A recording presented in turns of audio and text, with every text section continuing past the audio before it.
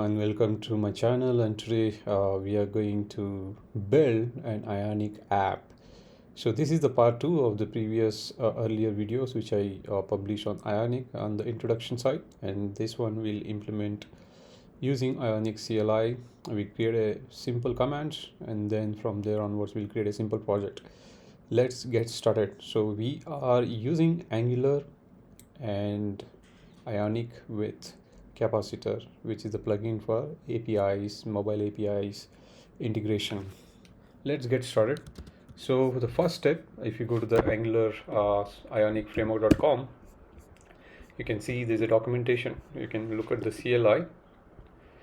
This is the basic global installation that needs to be done. So for that, you need to have a node installed in your system. So let me go ahead and show it to you guys what is the current version which I'm using. So node-v. So this is the node version which I'm using, version 17.7.2, which we say major, minor, and a patch version. I will have a different video on this versioning as well as node along with the npm, which is the node package manager.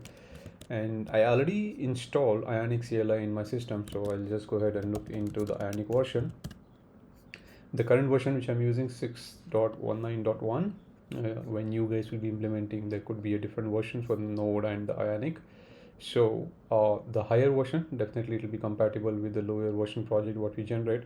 So I'll get started with the Ionic installation, and then there are a few couple of commands what you guys can use. Ionic help, which will give some basic help on the command line.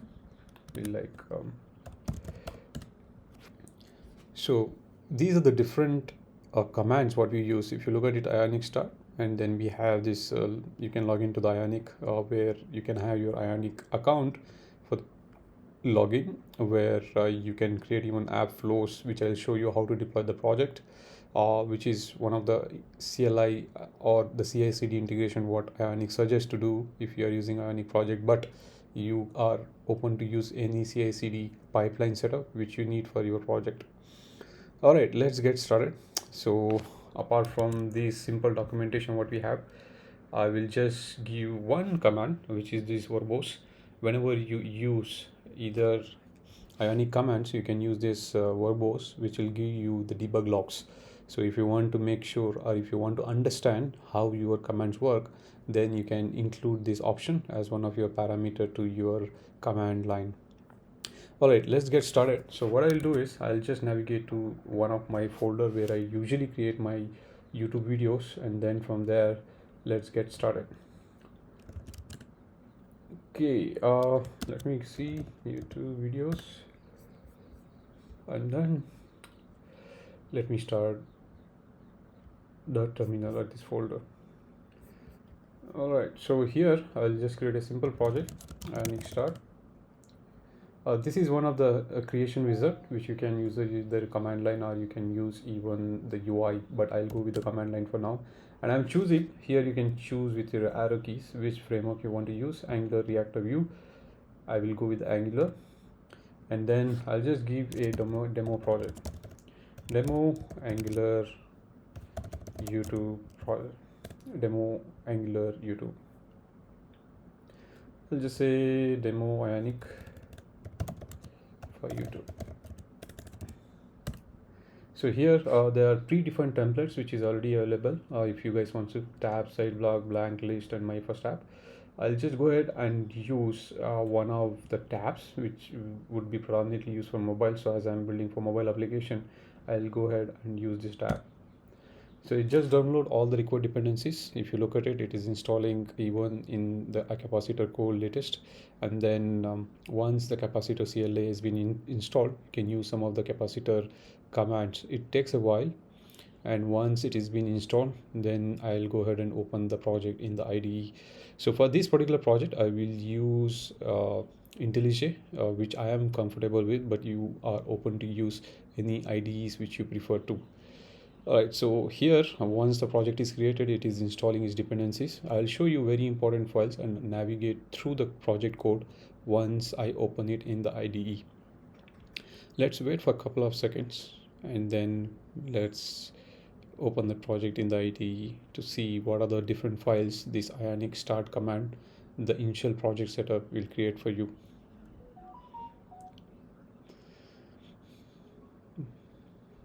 All right.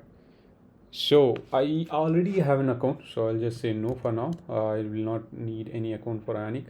And then I will look at the files which I have it. I'll go to the demo Ionic app which I just created, and then I'll just cd to that. Just clear my window and then say cd. I'm already inside the demo Ionic YouTube project, so I'll just say idea dot. This one you can set it up where you on your IntelliJ from the command prompt. Either you can open the IntelliJ by yourself and then open the folder which you want, or else I am going ahead and opening up uh, from the command prompt. It's loading the components for that IntelliJ entire project setup. Just give 1 or 2 minutes for it so that it does its required indexing. Meanwhile, let's explore the project what we got. So if you look at the entire project setup, this is quite similar to Angular setup. If you create a new Angular project, which you will get the similar set of files, what you are looking at it here.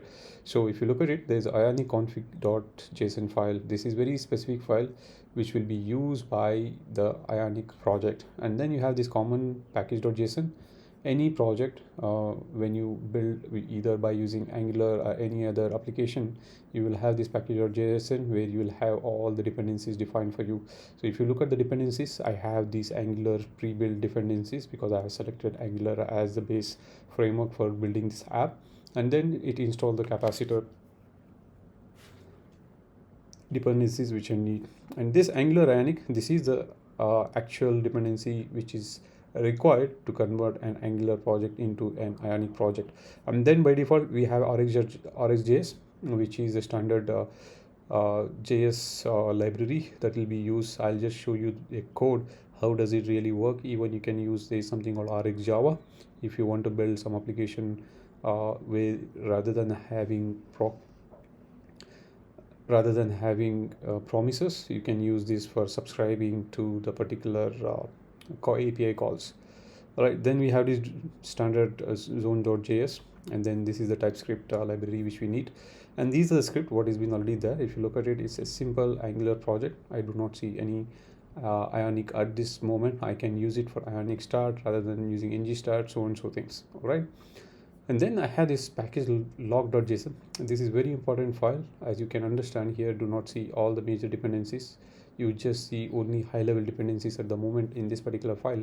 And this package log.json file will include all the required dependencies version and including all the complete details. So these are the different dependencies at the moment, and its core dependencies and dependencies. You can see the complete detail graph here. So we'll cover a different video on npm how you can look into the entire tree structure of the dependencies from the npm perspective. All right, so let's get started on the other files. If you look at it, this TypeScript configuration file, this is usually used to define the TypeScript configuration. So I'll just show you a bit how to change this particular file to enable some of the required configuration from the TypeScript perspective. And then Karma, this is one of the unit testing framework that we can use part of the Angular. So that is why we have this here. By default, we will get it here. And then we have this capacitor config. So if you look at the web directory, www, when you build the project, you can all the bundles will get generated into this particular folder. When we run the project, I'll just show it to you when we build and run it. And this is the Ionic app ID. This is very important ID. This should be unique across each app what you build, because when we deploy into an iOS or Android specific Play stores, or iOS App Store or Google Play Store, you need to have an ID defined for each project. This is what is distinguished from your application to all other applications. So you should have a unique ID for this. Then definitely this ID needs to be changed when I will be publishing to a mobile, or when I'll be using inside my mobile IPA file or APK, whichever you want to build based on the platform version. We need to change this app ID. I'll do it in a bit. And then if you look at the overall source folder here, apart from this configuration, if you look at it, we just have a simple index.html, as we know that this is the page which renders.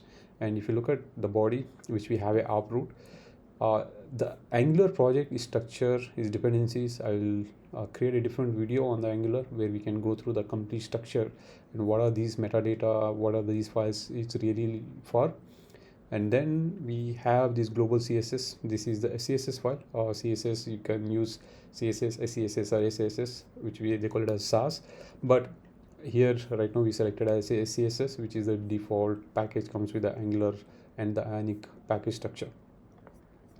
All right, so if you look at the asset bundle, we just have a simple Ionic, the favorite icon.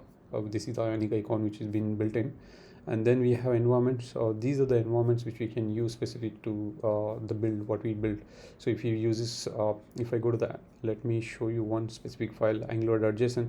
This is very important file. All your configuration for your project, if you is an Angular project, everything under this. So as I said earlier, when you want to build a specific build for a dev or UAT or for SIT or for production, depending on this configuration, you can define what files do you want to replace and what style, what script. So everything, if you look at it, it's a predefined configuration for everything. So if you're using Java, you know that you can define it based on your environment, or you can pass the environment during the build operation, whether it is the dev, SIT or UAT. If you look at it, you can see for a test, these are the different configuration which is applicable. So this is package.angular.json file is a very important file for your entire project if you're using Angular. And then serve, if you look at it, it's a very simple serve command. It uses this browser target app build production and app build. This is used to build the project, and similar to that, you can define your own customized configuration if you want to run it. If you say npm run test or npm run build, depending on the configuration or the script which you define in package.json, it will automatically load the environment. So that environment, you can pass it part of the option flag. It means the additional attribute that needs to be for pass it part of building it. So if I just say npm run build, it run this particular package of the build. So let me go ahead and show you a bit of other files apart from this. Okay, this is the app. This is the main source folder for your application, the different components what you have. If you look at it, we have this app module. This app module imports the required browser module. This is for running an application on the browser side, and this is Ionic module for root. This is very important. This is where you are defining an Ionic part of your Angular project. And then app routing module, which is from the Ionic route, which is basically app routing module, which I'll just showcase a bit here. If you look at it, it is coming from the ng module coming from Angular core, and it is coming from Angular router. So the router will be used to route. If I go to the normal URL, when I run this application, it automatically loads the children from this particular module, and then these are the different page module that will be rendered. If you look at, we have this for root router module. These are the loaded all modules which has been already defined part of the Angular router module. All right, so I will tell you exactly how to configure the components, the routes, even if in the case if you want to predefine check before entering a specific component in the application, then you need to use specific guards. So those things I can give you a bit of overview. And a very specific thing I just want to highlight is app component.html. This HTML, if you look at it, we have a Ionic router outlet, which is different from the Angular. We'll have Angular router outlet, which is a bit different. You can look at it when you generate the Angular project in the different videos. But for now, understand that any app, the Ionic app, has to be embedded inside this Ionic app directory or directory. So whatever we call it, and then this Ionic router outlet should be embedded inside this Ionic app, which is Ion app. So these are the different tabs which we wanted. So as we started this application as a predefined template, which is a tab template, so we have these tabs, so various tabs. We don't even have a simple implementation at the moment. If you look at it, it's a very simple tab 1, tab 2, tab 1 page, and similar to that, we just a predefined template what has been generated, so that we can go ahead and change the code in the bit. And then we have this explore container. So this is just simple container component what we have, where we can just see that this is part of the just specify the name of the project here, and then you can see there is a UI component. So if you want it, so you can go ahead and navigate to that UI component, and then you can look into the what are the different UI components available, which we've gone through in the earlier video during the introduction stage. So all set. So I'll just go ahead and then I'll just start the project. So before starting the project, as I said earlier, I need to change the capacitor configuration, this app ID. So for now I'll just change it to IO topic Ionic.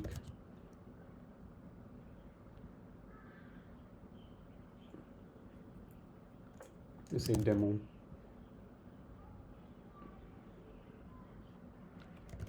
YouTube Ionic demo. Alright, this is the specific ID which when I install the app into my mobile, based on this ID I'll show you the name also, a demo Ionic YouTube app that will be displayed on your UI, which is on your mobile UI screen. So let me get started. Hope all the dependencies has been installed. What I'll do, I'll just run a couple of commands. So if I go back to the Ionic documentation, you can see there are few commands that can be used for building. So if you look at it, I'll just say Ionic build, and then I can say production version or watch, and then I can pass it. So I'll just say Ionic build. So it just try to build the entire project. Let's wait for a couple of seconds.